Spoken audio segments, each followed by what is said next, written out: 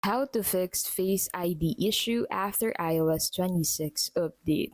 So to fix the Face ID issue after updating to iOS 26, first go ahead and open settings on your device. And then from here, go ahead and look for Face ID and passcode. So scroll down and look for it and then open it. And then in here, go ahead and enter your passcode. And then after that, go ahead and scroll down and look for Reset Face ID.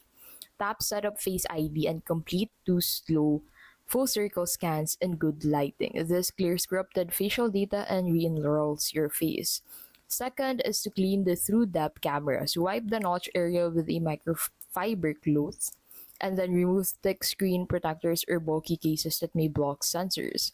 Ensure your eyes, nose, and mouth are fully visible. Third is to check stolen device protection. So iOS 26 introduced stolen device protection, which can block Face ID resets.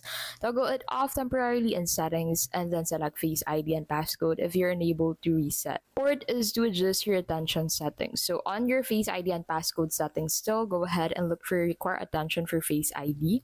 Toggle the setting to see if Face ID works better with or without attention checks. And that is how you can basically fix Face ID issue after iOS 26 update.